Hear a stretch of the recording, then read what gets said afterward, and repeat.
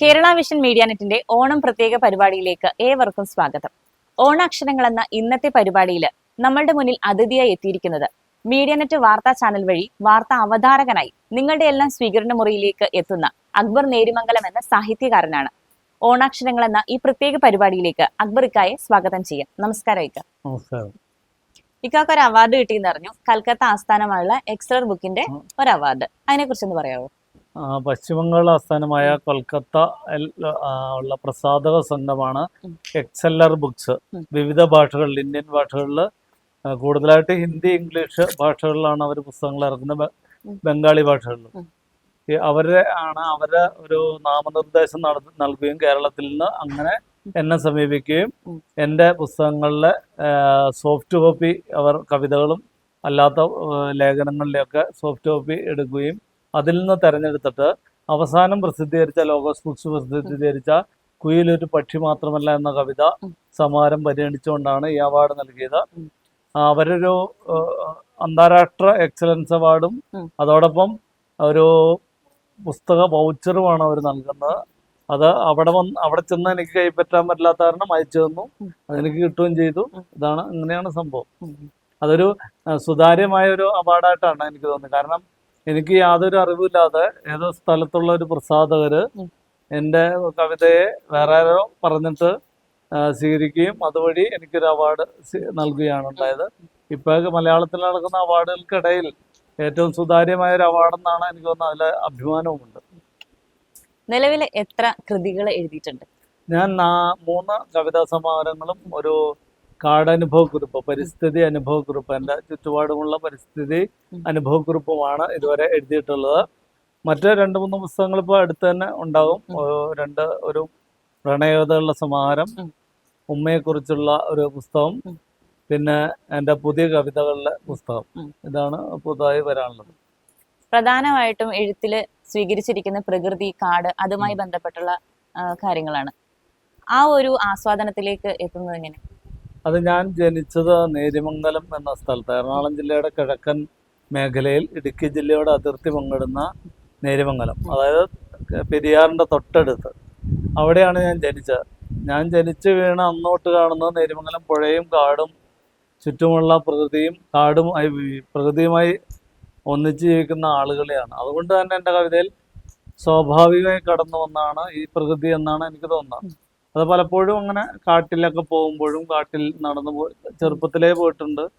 വലുതായപ്പോഴും ചെറുപ്പത്തിൽ ഉമ്മയുടെ കൂടെ പോയിട്ടുണ്ട്, മറ്റുള്ള കൂട്ടുകാരുടെ കൂടെ പോയിട്ടുണ്ട്. പുഴയിൽ ഇറങ്ങി കുളിച്ച് നടന്ന കാലത്തൊക്കെ അന്നുള്ള പുഴയല്ല, ഇപ്പം ഒത്തിരി മലിനമായ ഒരവസ്ഥയൊക്കെ ഉണ്ടെങ്കിലും അന്നുള്ള തെളിഞ്ഞ പ്രകൃതിയുടെ ഒരു അവസ്ഥ പലപ്പോഴും കവിതയിൽ അറിയാണ്ട് കടന്നു. അതില്ലാതാകുമ്പോൾ ഉണ്ടാകുന്ന ഒരു പ്രശ്നങ്ങളും നമുക്ക് ഉണ്ടാവും. അതാ കവിതയായിട്ട് വരും, അല്ലെങ്കിൽ പല രീതിയിൽ വരും എന്നാണ്. ആദ്യമൊക്കെ ചിത്രങ്ങളിലൂടെ ആയിരുന്നു, ചിത്രകലയായിരുന്നു. അങ്ങനെ പിന്നീട് കവിതയിലേക്ക് വന്ന ആളായിരുന്നു. അതുകൊണ്ട് തന്നെ അങ്ങനെ ഈ നമ്മൾ ജീവിക്കുന്ന ചുറ്റുപാടുമാണ് ഒരാളെ എന്തെങ്കിലും ആക്കി തീർക്കുക. ഏത് കലയായാലും ഉണ്ടാകുക.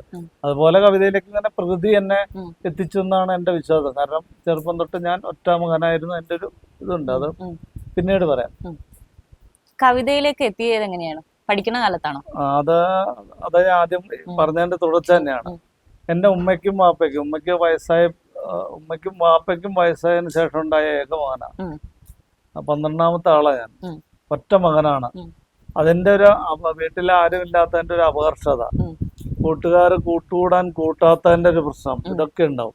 അല്ലാതെ നമ്മൾ തീർക്കുന്ന ചുറ്റുമുള്ള ആളുകളോടും ഉമ്മ എന്ന് പറയുന്ന ഉമ്മയുടെ ഒപ്പം എപ്പോഴും കൂടെ ഉണ്ടാവും. അല്ല, ഉമ്മ പോകുന്ന സ്ഥലത്തുണ്ടാവും. ഈ ആളുകളോട് മിണ്ടാനുള്ള ഒരു പേടി ഉണ്ടാവും. ഇതൊക്കെ ഉള്ളിൽ കിടന്നു. അത് ഇടയ്ക്ക് സ്കൂളിൽ പഠിക്കുമ്പോൾ 1, 4, 5 ക്ലാസ്സുകളിലൊക്കെ ചിത്രകലയാണ് വരച്ചുകൊണ്ടിരുന്നത്. 7ാം ക്ലാസ്സിലൊക്കെ പടം വരയിലായിരുന്നു. അന്ന് സ്കൂൾ ലെവലിലും ഡിസ്ട്രിക്ട് ലെവലിലൊക്കെ സമ്മാനം കിട്ടിയിരുന്നു.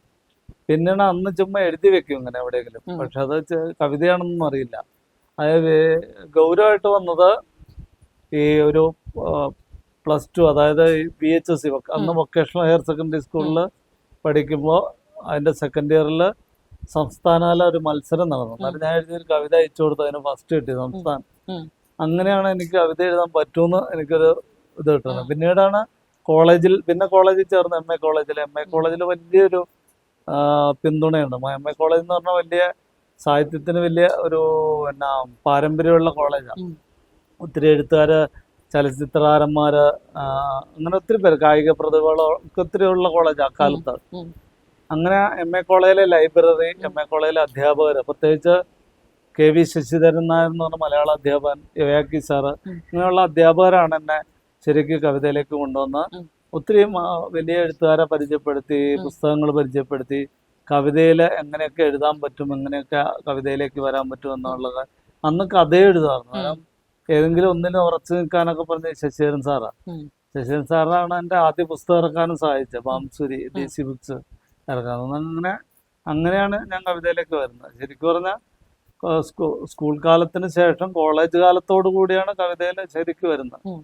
അതൊരു 17-18 വയസ്സോടു കൂടിയാണ് കവിതയിൽ ഗൗരവതരമായിട്ട് വരുന്നത്. അതിന് മുമ്പ് എഴുതുമായിരുന്നു എന്ന് മാത്രമേ ഉള്ളൂ.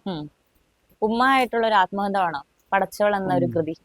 ഉമ്മയായിട്ടുള്ള ബന്ധം തന്നെയാണ്. പടച്ചോൾ എന്നും പറഞ്ഞ ഉമ്മ മരിച്ചു കഴിഞ്ഞ് ഒരാഴ്ച കഴിഞ്ഞപ്പോൾ asianet.news.com അവരുടെ ഓൺലൈനിൽ എഴുതിയ ഒരു കുറിപ്പാ. പടച്ചോൾ എന്ന് പെട്ടെന്നൊരു പേര് വന്ന, പടച്ചവൻ എന്ന് വെച്ചാ ദൈവം എന്നുള്ള അർത്ഥത്തിൽ പടച്ചോൾ, എന്നെ പടച്ച അവൾ എന്നുള്ള രീതിയിൽ പെട്ടെന്നൊരു വേർഡ് കിട്ടിയതാ.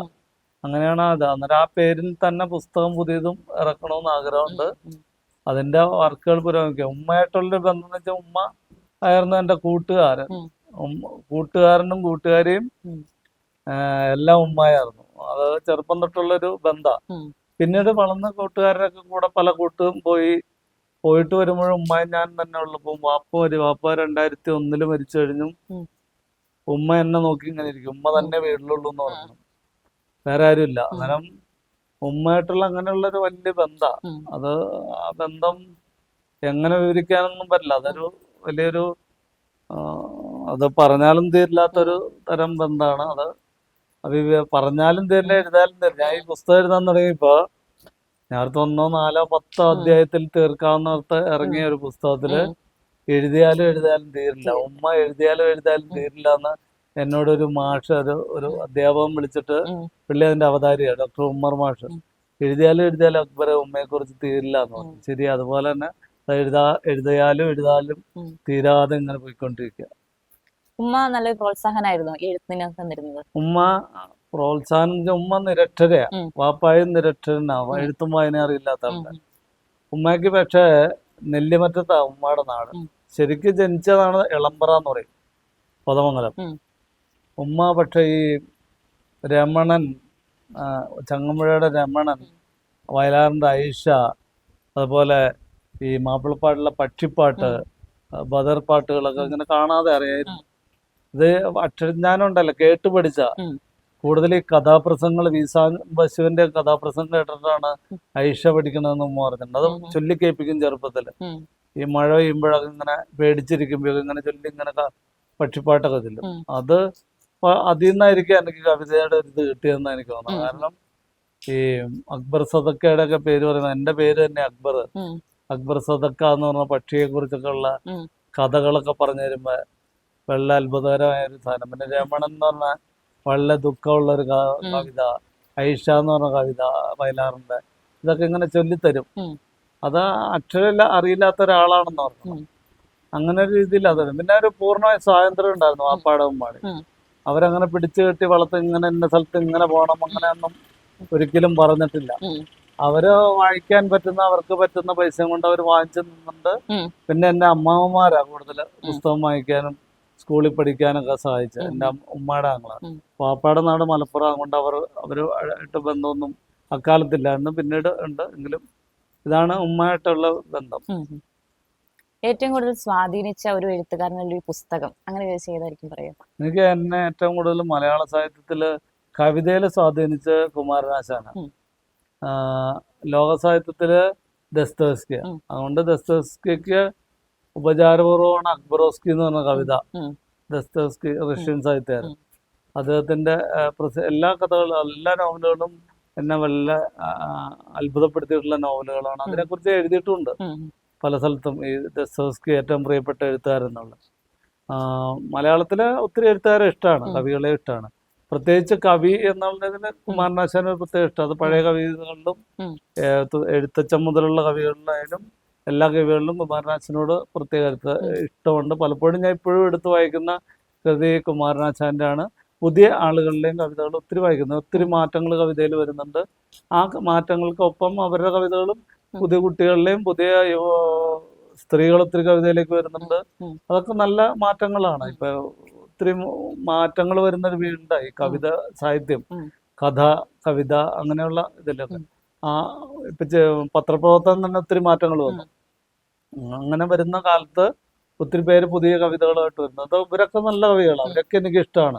അങ്ങനെ പ്രത്യേകമായിട്ട് ഇഷ്ടം. പിന്നെ കുമാരനാശാന്റെ ഇഷ്ടം എന്ന് വെച്ചാൽ കുമാരനാശാനെ ചെറുപ്പം തൊട്ട് വായിച്ചതിന്റെ ഒരു ഇഷ്ടം കൊണ്ട് കുമാരനാശാന് വളരെ ഇഷ്ടപ്പെട്ട ഒരു കവിയാണ്. പിന്നെ എന്നെ കവിതയിൽ കൊണ്ടേ നടന്ന ഒരാള് ഡി വീരേന്ദ്രൻ എന്ന് പറഞ്ഞ കവിയാണ്. അദ്ദേഹം കവിതയെ വളരെ കോളേജ് കാലത്ത് ഈ ശശിധരൻ സാർ, എൻ്റെ പ്രൊഫസറായ ശശിധരൻ നായർ സാറിന്റെ പരിചയപ്പെടുത്തിയ ആളാണ് ഡി വീരേന്ദ്രൻ സാർ. മലയാളത്തിലെ പ്രമുഖ കവിയാണ്, മരിച്ചുപോയി. അദ്ദേഹത്തിന്റെ കൂടെ നടന്ന ഒത്തിരി കവിതയിൽ അങ്ങനെയൊക്കെ താളം ഉണ്ടാകാം, ആന്തരതാളം അങ്ങനെ കവിതയിൽ വരാം. ഗദ്യ കവിതകൾ എഴുതുമ്പോൾ, കവിത എഴുതുമ്പോൾ എന്തൊക്കെ ചെയ്യണം എന്നൊക്കെ കൂടെ കൊണ്ടുപോയി നടന്ന് ഒത്തിരി പറഞ്ഞു തന്നുള്ള ഒരാള് ഡി വീരേന്ദ്ര ഭാഷ. പിള്ള കവിതകളൊക്കെ ഇഷ്ടം. പിള്ളൊപ്പമുള്ള സച്ചാനന്ദൻ ഇപ്പൊ ജീവിച്ചിരിക്കുന്ന കവിയാ, ബാലേന്ദ്രൻ കൊല്ലിക്കാട്, പിന്നെ അങ്ങനെ ഒത്തിരി കവികളുണ്ട്. സുധകുമാരി ടീച്ചർ, ONV, എല്ലാ കവികളെയും എനിക്ക് ഇഷ്ടപ്പെട്ട കവി. അങ്ങനെ ആരെയും ഇഷ്ടമല്ലാത്ത കവികളൊന്നുമില്ല, എല്ലാവരെയും ഇഷ്ടമാണ്. ഗുരുപ്പുഴ ശ്രീമാറൊക്കെ ആയിട്ട് വളരെ അടുത്ത ബന്ധമുള്ള ഒരാളാണ്, എപ്പോഴും വിളിക്കുകയും ചെയ്യുന്ന ഒരാളാണ്. ഇക്കാടെ കവിതകളുടെ പേര് തന്നെ ഒരു പ്രത്യേക ശൈലിയാണ്. ബാംസുരി, അക്ബറോവിസ്കി, ആ പേരുകൾ കണ്ടെത്തുന്നത് എങ്ങനെയാണ്? ബാംസുരി എന്ന് പറഞ്ഞ കവിത അത് ഈ ഹരിപ്രസാദ് ചൗരസ്യ എന്ന് പറഞ്ഞ ബാംസുരി എന്ന് വെച്ചിട്ടുണ്ടെങ്കിൽ പുല്ലാങ്കുഴല, മലയാളത്തിൽ പുല്ലാങ്കുഴൽ എന്ന് പറയും. പക്ഷെ അത് ശരിക്കും ഹിന്ദുസ്ഥാനി വാദ്യോപകരണം, ഇത്തിരി നീളം കൂടുതൽ, സാധാ പുല്ലാങ്കുഴലല്ല. അത് വായിക്കുന്ന ഒരാളാണ് ഹരിപ്രസാദ് ചൗരസ്യ. അദ്ദേഹത്തെ ഞാൻ നേരിട്ട് കോട്ടയത്ത് DC ബുക്സിന്റെ പരിപാടിക്ക് അദ്ദേഹത്തിന്റെ കച്ചേരി കേട്ടിട്ട് വീട്ടിൽ വന്ന് പിന്നീട് ഒത്തിരി വർഷം കഴിഞ്ഞ് ഈ കവിത എഴുതുന്നത്. അന്ന് ആ ഹരിപ്രസാദ് ചൗരസ്യയുടെ നേരിട്ട് കേട്ട ഭയങ്കര സന്തോഷം. കാരണം അതിന് ഈ കവിതയ്ക്ക് വേണ്ടി ഹിന്ദുസ്ഥാനി രാഗങ്ങൾ കുറച്ച് പഠിക്കാൻ ശ്രമിച്ചു. അങ്ങനെയാണ് ആ കവിത എഴുതുന്നത്. ബാംസുരി എന്ന് വെച്ചാൽ പുല്ലാങ്കുഴൽ എന്നുള്ള വാക്കാം. ആ കവിത പുസ്തകത്തിലുള്ള കാരണം ഒരു വ്യത്യസ്തമായ പേര്. പെട്ടെന്ന് ഈ പുസ്തകം ഇറങ്ങുമ്പോൾ പുസ്തകത്തിലൊരു പേര് പെട്ടെന്ന് ശ്രദ്ധിക്കണമല്ലോ എന്നുള്ളൊരു ഇതുണ്ട്. ബാംസുരി പിന്നെ ഒത്തിരി പേര് വായിച്ച് ഇഷ്ടപ്പെട്ടൊരു കവിതയാണ്, അതുകൊണ്ട് തന്നെ ആ പേരിട്ടു. പിന്നെ രണ്ടാമത്തെ പുസ്തകത്തിന് അക്ബറോസ്കിന്ന് മനഃപൂർവ്വം ഇട്ട പേരാണ്. അത് അങ്ങനെ ഒരു വ്യത്യസ്തമായ പേര്. ഈ മലയാളത്തില് ഒത്തിരി പേരുകൾ ആളുകൾ ഇടുന്നുണ്ടെങ്കിലും എൻ്റെ ഇടയ്ക്ക് അക്ബറോസ്കി എന്നുള്ള പേര് പെട്ടെന്ന് ശ്രദ്ധിക്കുമല്ലോ, അവരെല്ലാവരും ഓർത്തിരിക്കാവുന്ന ഒരു പേരാവുന്ന എന്നതുകൊണ്ട് മാത്രമാണ് അങ്ങനെ ഇട്ടത്. പിന്നീട് വന്ന മലയാളത്തിൽ തന്നെയാണ്. കുയിൽ വെറുമൊരു പക്ഷി മാത്രമല്ല എന്നാണ്. അത് കുയിൽ എന്നൊരു മീൻ, അത് ഇടുക്കിക്കാർക്കും എറണാകുളം ജില്ലക്കാർക്കും അറിയാം കുയിൽ എന്നൊരു മീനുണ്ടെന്ന്. ആ കവിത അത് തന്നെയാ, കുയിൽ എന്നൊരു മീനിനെ കുറിച്ചാ. കുയിൽ പക്ഷിയാണെന്നാണ് എല്ലാരും വിചാരം, കുയിൽ എന്നൊരു മീനുമുണ്ട്. അതാണ് ആ കവിത പുസ്തകം. 22 വർഷത്തോളം ഈ മാധ്യമ പ്രവർത്തന രംഗത്ത്, ഒപ്പം തന്നെ ഈ സാഹിത്യ രംഗത്തും പ്രവർത്തിക്കുന്നുണ്ട്. ഇത് രണ്ടും കൂടി എങ്ങനെയാണ് ഒരുമിച്ച് കൊണ്ടുപോകുന്നത്? ഞാൻ ശരിക്കും ഈ കൂലിപ്പണി എന്ന് പറയുന്ന ഈ പെയിന്റിങ് അടക്കമുള്ള പണികളാ ചെയ്തോണ്ടിരുന്നത് നേരത്തെ, വിദ്യാഭ്യാസം കഴിഞ്ഞ്. അത് കഴിഞ്ഞാണ് ഈ കേരള വിഷനിൽ ഇങ്ങനെ ഇന്റർവ്യൂ വരുന്നത്. കേരള വിഷനിലാണ് ആദ്യം ഈ വിഷ്വൽ മീഡിയയിൽ കയറുന്നത്. അതിനു മുമ്പ് കേരളകൗമുദി പത്രത്തിന്റെ കുറച്ച് ഇടുക്കി ബ്യൂറോയില് കുറച്ചാള് സഹായിയായിട്ടിരുന്നുണ്ടത്, കുറച്ചാള് ഒരു വർഷത്തോടെ അടുത്ത്. പിന്നീടാണ് ഈ കേരള വിഷന്റെ ഇന്റർവ്യൂവിന് ചെല്ലുന്ന അവിടെ അവര് എടുക്കുന്നു, എറണാകുളത്ത് പോകുന്നു. അങ്ങനെയാണ് വിഷ്വൽ മീഡിയയിലേക്ക് വരുന്നത്. അത് കഴിഞ്ഞൊരു ഗ്യാപ്പ് കവിതയിലും ഉണ്ടായി. കാരണം 2006 കേരള വിഷൻ കയറുന്നത്. അത് കഴിഞ്ഞ് കവിത എഴുതിയിട്ടില്ല. 2011 പിന്നെ 12 കവിത എഴുതുന്ന. മാധ്യമപ്രവർത്തനം വേറൊരു സാധനമാണ്. മാധ്യമപ്രവർത്തനം കവിതയായിട്ട് യാതൊരു, പിന്നെ കുറച്ച് അനുഭവങ്ങളുണ്ടാവും, മനുഷ്യരുമായിട്ടുള്ള ബന്ധങ്ങള്, മനുഷ്യരായിട്ടുള്ള കുറെ കാര്യങ്ങള്. മാധ്യമപ്രവർത്തനം ഒരു സാമൂഹികമായിട്ടുള്ള ഏറ്റവും അടുത്ത് കിടക്കുന്ന, ജനങ്ങളുമായിട്ട് ഏറ്റവും അടുത്ത് കിടക്കുന്ന ഒരു മേഖലയാണ് മാധ്യമപ്രവർത്തനം. അത് ഏറ്റവും അടുത്തെന്ന് വെച്ചിട്ടുണ്ടെങ്കിൽ നമ്മളിപ്പോ ഒരു പ്രശ്നത്തെ, ഇപ്പൊ ഒരാൾക്ക് വീടില്ലാത്ത ഒരാള് അടുത്തെല്ലുമ്പോൾ അയാളുടെ വിഷമങ്ങൾ നമ്മളറിയാം. അങ്ങനെ ഏറ്റവും അടുത്ത് നമ്മൾ ഒരു സാമൂഹിക പ്രവർത്തനം കൂടിയാണ് മാധ്യമപ്രവർത്തനം. കാരണം അതൊരു എന്നാ പറയുന്ന ഈ മനുഷ്യപ്പറ്റുള്ള ജോലിയായിട്ടാണ് എനിക്ക് പലപ്പോഴും മാധ്യമപ്രവർത്തനം തോന്നി. അത് പ്രത്യേകിച്ച് ഈ കേബിൾ ടി വി മേഖലയിൽ മാധ്യമപ്രവർത്തനം കൂടുതൽ മനുഷ്യപ്പറ്റുള്ള വൻകിട മാധ്യമപ്രവർത്തനത്തെ പോലെ യാതൊരു കള്ളത്തരവും ഇല്ലാത്ത ഒരു മാധ്യമപ്രവർത്തനമാണ് കേബിൾ ടി വി മേഖലയിൽ ഉണ്ടായത്. അത് കേരള വിഷൻ തന്ന ഒരു സപ്പോർട്ട് വലുതാണ്. കേരള വിഷന്റെ സപ്പോർട്ടിൽ നിന്നാണ് ഞാൻ ഈ മാധ്യമപ്രവർത്തനം തുടങ്ങുന്നത്. കാരണം ജേർണലിസം ഞാൻ പഠിച്ചിട്ടില്ല, ഒന്നും എനിക്ക് എഴുതാൻ അറിയാവുന്നുള്ള ഒറ്റ ബലത്തിൽ അവരെനിക്ക് ഒരു ജോലി തരുന്നത്. അങ്ങനെയാണ് ഞാൻ ഇതിലെത്തുന്നത്. ഇത്ര വർഷം പല ഇടയ്ക്ക് 2-3 വർഷം പല ജീവൻ ടി വി അവിടെ ഇവിടെയൊക്കെ പോയെങ്കിലും വീണ്ടും കേരള വിഷനിലേക്ക് പോയി, വീണ്ടും കേരള വിഷൻ തിരിച്ച് അടിമാലി തന്നെ എത്തി. മീഡിയാനെറ്റും കേരള വിഷന്റെ വേറൊരു ഇതാണ്. അങ്ങനെയാണ് ഇങ്ങനെ മാധ്യമപ്രവർത്തനത്തിൽ ഇരിക്കുന്നത്. മാധ്യമപ്രവർത്തനം ഏറ്റവും എനിക്ക് ഇഷ്ടപ്പെട്ടൊരു മേഖല തന്നെയാണ്. പക്ഷെ ഒരു കാലത്ത് എനിക്ക് ഇഷ്ടമല്ലാത്തൊരു മേഖല കൂടിയായിരുന്നു ഇത്. എന്ന് വെച്ചാൽ മാധ്യമപ്രവർത്തനത്തിൽ ഈ വാർത്ത എഴുത്ത് വേറെ രീതിയാണ്, സാഹിത്യമായിട്ട് വലിയ ബന്ധമൊന്നുമില്ല. എങ്കിലും ഒരു ഭാഷയായിട്ട് ബന്ധപ്പെട്ട്, ഈ അക്ഷരങ്ങളും ഭാഷയായിട്ട് ബന്ധപ്പെട്ട ഒരു പ്രവർത്തന കാരണം അത് ഇഷ്ടപ്പെട്ടിട്ട് അതിലേക്ക് മാറി എന്നാ പറയാം. അങ്ങനെയാണ് ഇതിന്റെ ഒരു ഗുണം. അതിന്റെ ഗുണം എന്ന് വെച്ചിട്ട് ഇതാണ്, ഈ സാഹിത്യമായിട്ട് ചേർന്ന് പോകാൻ പറ്റുന്ന ഒരു ഫീൽഡ് കൂടിയാണ് മാധ്യമപ്രവർത്തനം. എന്തെങ്കിലും ഒരു വിഷയത്തെ ആസ്പദമാക്കി പെട്ടെന്ന് ഒരു നിമിഷ കവിയായിട്ടാണോ, അല്ലെങ്കിൽ അതിനെ നന്നായി പഠിച്ച് എന്നിട്ടാണോ അതിനെ കവിതാ രൂപത്തിൽ അല്ലെങ്കിൽ സാഹിത്യ രചനയിലേക്ക് എത്തിക്കുന്നത്? കവിത അങ്ങനെ എനിക്ക് തോന്നുന്നില്ല. കവിതയ്ക്ക് പെട്ടെന്ന് ഒരു വിഷയം തന്ന, ഇപ്പൊ മത്സരത്തിനൊക്കെ, ഇപ്പൊ സ്കൂൾ മത്സരത്തിന് അല്ലെങ്കിൽ കോളേജ് തല മത്സരത്തിനൊക്കെ വിഷയം നിന്നിട്ട് ഞാൻ എഴുതിയിട്ടുണ്ട്. അങ്ങനെ എഴുതുമ്പോൾ കവിത ഉണ്ടാവണമെന്ന് നിർബന്ധമില്ല. കവിത എന്ന് പറഞ്ഞ ഒരു, എനിക്ക് തോന്നുന്നു കഥയ്ക്ക് പിന്നെയും പറ്റുമെന്ന് തോന്നുന്നു. കവിത എന്ന് പറഞ്ഞ ഈ ഒരു ഇൻറ്റ്യൂഷൻ എന്ന് പറഞ്ഞാൽ ഈ പെട്ടെന്ന് ഉള്ളിൽ നിന്ന് വരുന്ന ഒരു സാധനം. ഇപ്പൊ ഇങ്ങനെ ഇരിക്കുമ്പോ പെട്ടെന്ന് വരുന്ന, ബസ് യാത്ര ചെയ്യുമ്പോ, ടോയ്ലറ്റിൽ ഇരിക്കുമ്പോ, എവിടെ ഇരിക്കുമ്പോഴും സംഭവിക്കുന്ന ഒരു സാധനം കവിത എന്ന് പറഞ്ഞാൽ. അങ്ങനെ ഒരു വരി വരിക, ആ വരിയിൽ നിന്ന് വീണ്ടും ഉണ്ടായി വരുന്നതാണ് കവിത എന്നാണ്. അങ്ങനെ ഒരു വിഷയം നിന്നിട്ട് എഴുതാനൊന്നും എനിക്കറിയില്ല. വിഷയം നിന്നിട്ട് എഴുതാൻ വേണേ, പക്ഷെ അതിൽ കവിത ഉണ്ടാവുന്ന സംശയമാണ്. ഈ സാഹിത്യ മേഖലയിൽ ഇത്ര വർഷത്തെ ഒരു പ്രവൃത്തി പരിചയമുണ്ട്. ഇതിൽ ഏറ്റവും ഓർത്ത് ഇരിക്കുന്ന ഒരു സംഭവം ഉണ്ടെങ്കിൽ പറയാമോ?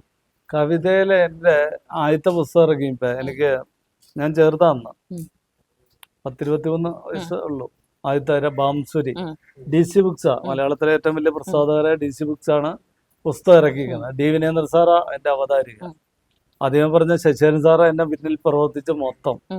എന്റെ പ്രകാശനം കോതമംഗലത്ത് നടക്കാം. മലയാളത്തിലെ പ്രമുഖ കവികളെല്ലാം ആ പ്രകാശനത്തിൽ നിന്ന് ഇപ്പോഴും പ്രമുഖ കവികളായ എല്ലാവരും ആ കവിത കൊണ്ട് മരിച്ചുവരും ജീവിച്ചിരിക്കുന്ന എല്ലാവരും, മുല്ലനേഴി മാഷ്, D Vinendran, A Ayyappan, Kurippuzha Sreekumar, S Joseph അടക്കം, അൻവർ അലി ഒക്കെ അടക്കമുള്ള BN ഗിരിജ ചേച്ചി, അങ്ങനെ ഒത്തിരി പേര് അന്ന് വന്നു. ഞാൻ ചുമ്മാ വിളിച്ച് വന്ന എന്നോട് ഇഷ്ടം കൊണ്ട്. ആ പുസ്തകം പ്രകാശന ചടങ്ങില് രസകരമായ സംഭവം ഉണ്ടായി. പുസ്തകം പ്രകാശനം ചെയ്യായിരുന്ന മുല്ലനേഴി മാഷ. മുല്ലനേഴി മാഷ് ഉണ്ട്, A അയ്യപ്പനെ സ്വീകരിക്കായിരുന്നു. A അയ്യപ്പൻ വരാൻ വൈകി. കാരണം കുരിപ്പുഴ ശ്രീകുമാർ അത് സ്വീകരിക്കാൻ എന്നുള്ള ഇതിലേക്ക് എത്തി. കാരണം മുല്ലനേഴി മാഷ് അങ്ങനെ ഞങ്ങളുടെ സദസ്സിലിരിക്കുന്ന വേദിയിലേക്ക് ഉമ്മയെ വിളിച്ചു. ഉമ്മയെ പ്രകാശനം ചെയ്യേണ്ട ഞാനെല്ലാന്ന് പറഞ്ഞിട്ട് ഉമ്മേനെ കൊണ്ട് പുസ്തകം പ്രകാശനം ചെയ്യിച്ചു മുല്ലനേഴി മാഷ്. നീ എന്നെ വിളിച്ചോക്കെ പ്രകാശനം ചെയ്യേണ്ട ഉമ്മയും കൊണ്ടാണ്, അല്ലാതെ ഞാനല്ല. ഇതാണ് നിന്റെ ആള്, അവരാ പ്രകാശനം ചെയ്യണത്. ഉമ്മാനെ കൊണ്ട് പ്രകാശനം ചെയ്തു നിർബന്ധിച്ച്. ഒന്നും അറിയില്ലാത്ത ഉമ്മ പ്രകാശനം ചെയ്തു. അത് വലിയൊരു അത്ഭുതം എനിക്ക് ഭയങ്കര. കാരണം അപ്പോഴെനിക്ക് മനസ്സിലായത്, കാരണം ഈ പറയുന്ന വലിയ പ്രശസ്തരെക്കാളും വലിയ ആളാണ് നമ്മുടെ ഉമ്മ, അല്ലെങ്കിൽ പാപ്പ, അല്ലെങ്കിൽ നമ്മുടെ അടുത്ത അതുപോലെ ബന്ധമുള്ള ആളുകൾ. അത് രക്തബന്ധം വേണമെന്നില്ല കേട്ടോ, നമുക്ക് അങ്ങനെയുള്ള ആളുകളൊക്കെ ഉണ്ടാവും. അവരായിരിക്കും ഏറ്റവും വലുതെന്ന് അന്ന് പഠിപ്പിച്ച ഒന്ന് മുല്ലനേഴി മാഷ് എന്നാണ് എനിക്ക് തോന്നുന്നത്. അതിനുശേഷം എൻ്റെ 2ാമത്തെ പുസ്തകം ഉമ്മ ജീവിച്ചിരിക്കുന്ന ഉമ്മയെ പുസ്തക പ്രകാശനം നടത്തി. 3ാമത്തെ പുസ്തകത്തിന് ഉമ്മയില്ലായിരുന്നു, അതുകൊണ്ട് BN ഗിരിജ ചേച്ചിയൊക്കെ പ്രകാശനം ചെയ്തു. അതാണ് എൻ്റെ ഒരു പ്രശ്നം. ഉമ്മയെ അങ്ങനെ ഒരു വലിയൊരു ഓർത്തിരിക്കുന്ന ഒരു വലിയ സംഭവം അതാണ്. പിന്നെ പലപ്പോഴും ഈ കവിതയെ സംബന്ധിച്ച് കവിത എവിടെയെങ്കിലും പ്രസിദ്ധീകരിച്ചു വന്നു. ഇന്നിപ്പോ വാരാദ്യ മാധ്യമത്തിൽ ഇന്ന് കവിതയുണ്ട് ഇറങ്ങിയത്. ഇങ്ങനെ കവിത വായിച്ചിട്ട് പല സ്ഥലത്തുനിന്ന് സാധാരണക്കാരെ വിളിക്കും. കണ്ണൂരിൽ നിന്നൊരു വയസ്സായ ഒരാൾ എൻ്റെ ഉമ്മയെ കുറിച്ച് മാധ്യമം വാരികയില് പച്ച നടത്തം എന്ന് പറഞ്ഞൊരു കവിതയാണ്. ആ കവിത വായിച്ചിട്ട് പുള്ളി കുറച്ച് കഴിഞ്ഞാ വിളിച്ചിട്ട് അക്ബർ അല്ലാതെ ഞാൻ മാധ്യമത്തിൽ നിന്ന് അങ്ങനെ നമ്പർ വാങ്ങിച്ച് അങ്ങനെ സംസാരിക്കാൻ പറ്റുമോന്ന് ചോദിച്ചു. അടിമല്ല വെച്ചു, ഇവിടെ ഞാൻ ജോലി ചെയ്യുമ്പോൾ ഞാൻ പറഞ്ഞു എൻ്റെ അമ്മയെ ഓർമ്മ വന്നു. ഉം. അത്രയ്ക്ക് വളരെ ടച്ചിങ് ആയിരുന്നു ആ കവിത. ഭയങ്കര സംഭവമാണ്. ഉം. അത് മതി, അതാണ് ഏറ്റവും വലിയ അവാർഡ്. ഞാൻ പറയുന്ന ഈ കിട്ടിയ അവാർഡിനേക്കാളും ഉം. കിട്ടുന്ന അവാർഡിനേക്കാളും വലിയ അവാർഡ് ഇങ്ങനെയുള്ള ആളുകൾ പറയുന്നത് ഭയങ്കര അത്ഭുതമാണ്. ഉം. കാരണം ഒരാളെങ്കിലും ഒരു കവിതയിൽ ഒരു വരി ഓർത്തിരിക്കുക എന്ന് പറഞ്ഞാൽ വലിയ സംഭവം തന്നെ അത്. ഉം. അവര് മരിക്കുന്നവരെ അവരെ ഉള്ളിരിക്കുക അത്. ഉം. അതാണ് ഏറ്റവും വലിയ സംഭവം. അല്ലാതെ വലിയ പേരോ പെരുമയൊന്നും നമ്മൾ ആഗ്രഹിക്കുന്നില്ല. ഉം. ഇക്കാക്ക് 2 മക്കളാണല്ലേ? അതെ. മക്കൾക്ക് ആർക്കെങ്കിലും ഇക്കാടെ ഒരു കഴിവ് കിട്ടിയിട്ടുണ്ടോ? അവര് ചിത്രം വരയ്ക്കും. ഉം. ഞാൻ ചിത്രകല പഠിച്ച ഉം.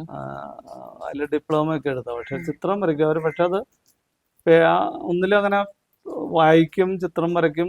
എഴുതാനൊക്കെ കഴിവുണ്ടോന്ന് വെച്ചാൽ ഉണ്ട്, പക്ഷെ അവരങ്ങ് പുറത്ത് കാണിച്ചിട്ടില്ല. ഉം. അവരെ നിർബന്ധിച്ചിട്ടില്ല. അവരെ പുറത്ത് വരും എപ്പോഴെങ്കിലും. ഉം.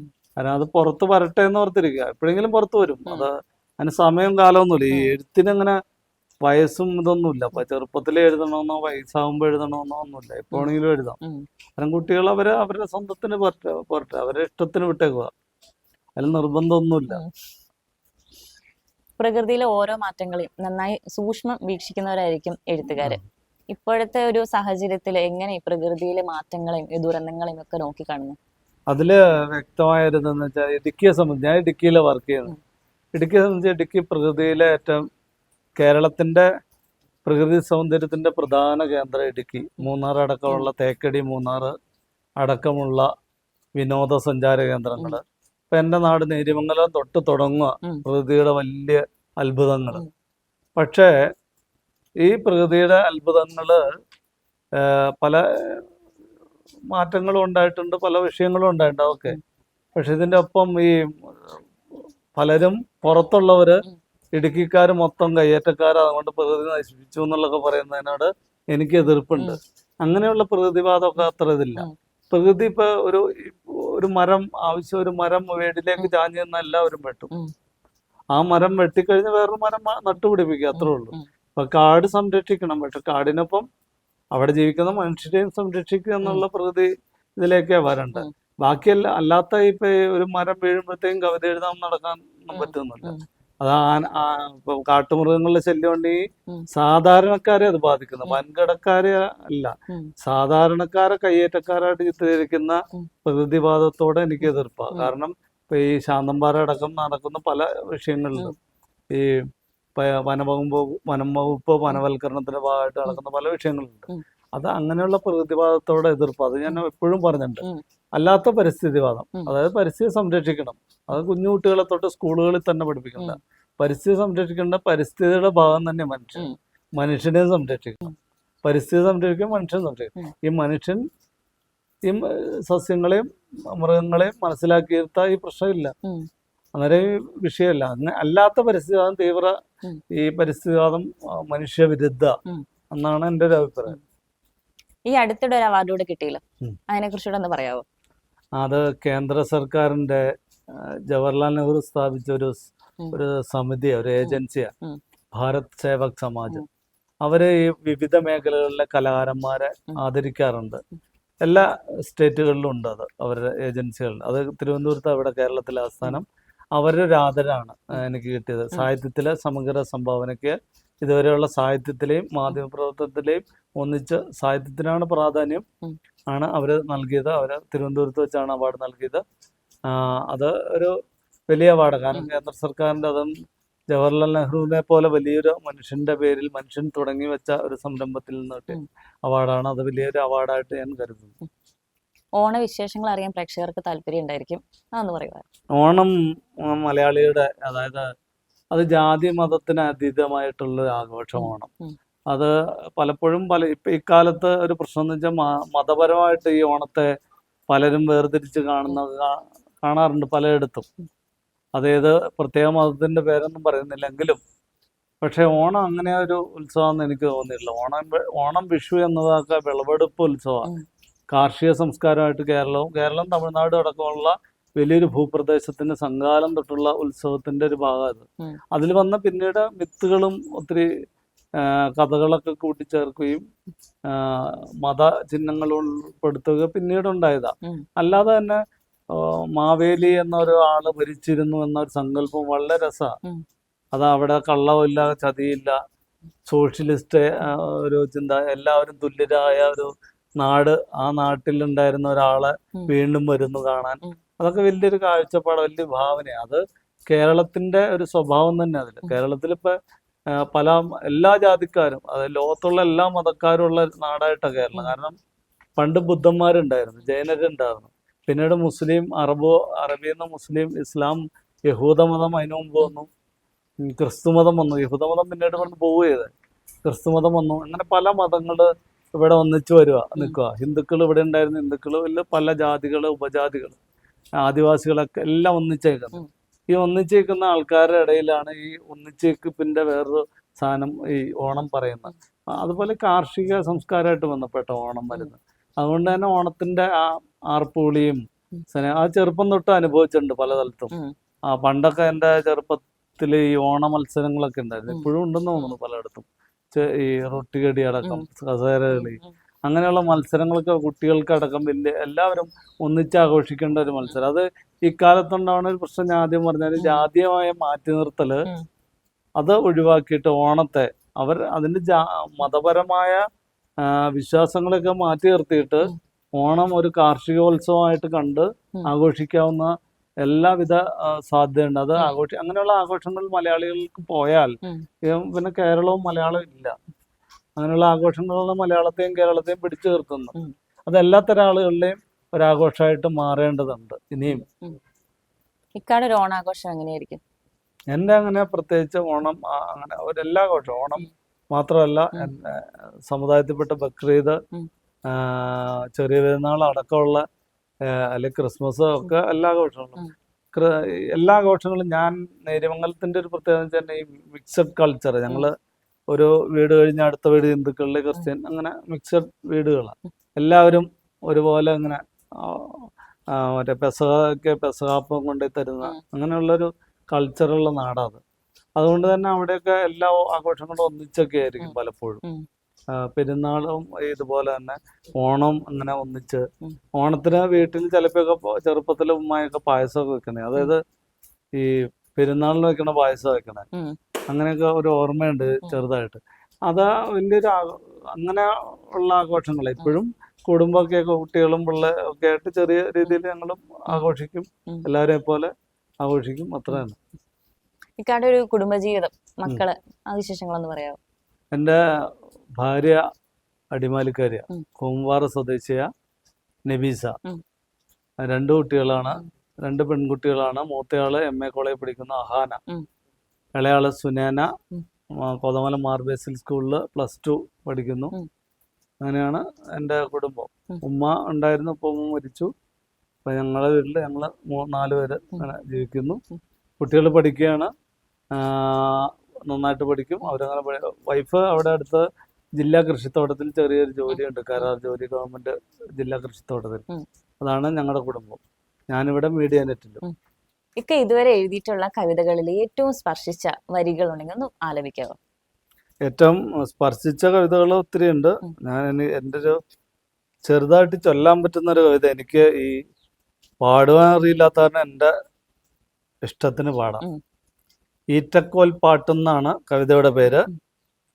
ഈറ്റയില മേഞ്ഞ വീട്ടിൽ കാറ്റുമൂളുമ്പോൾ ആറ്റിനക്കര ഈറ്റയാകെ പാട്ടുപാടുന്നു. ഇളകിയാടും ഇരുപൂളിൽ താളമിട്ടല്ലോ മരം കൊത്തിക്കൂട്ടങ്ങൾ കൂടുകൊത്തുന്നു. കാട്ടിലാകെ പുതഞ്ഞു നീർന്ന കോടവെൺചേല മാറ്റി നോക്കി മരക്കൈകൾ പെറുപെറുക്കുന്നു. ഇലവു കൊമ്പിൽ പൂവിടുന്ന ചോപ്പെടുത്തല്ലോ സാന്ധ്യസൂര്യൻ മലയിറങ്ങി താണുമുങ്ങുന്നു. വെള്ളിലച്ചെറുചിരി മുളച്ച ചോലയോരത്ത് വെള്ളിലച്ചെറുചിരി ചിരിച്ച ചോലയോരത്ത് കാട്ടരുവി പാഞ്ഞൊഴുകി മാഞ്ഞു പോയല്ലോ. കാട്ടരിക്കിൻ ചുണ്ടിലപ്പോൾ കരിയുറഞ്ഞല്ലോ കാട്ടകത്തിൻ കവിളാകെ മിന്നി നിന്നല്ലോ. കാട്ടുചെത്തി കവിളാകെ കാടുമ്മ വച്ചപ്പോൾ കാടരുവി പുഴയാകെ ചേർത്തണച്ചല്ലോ. ഈറ്റയില മീങ്ങ വീട്ടിൽ ഈറ്റ പൂക്കുന്നു, ഈറ്റക്കോൽ നിറഞ്ഞ പാട്ടൊഴുകുന്നു.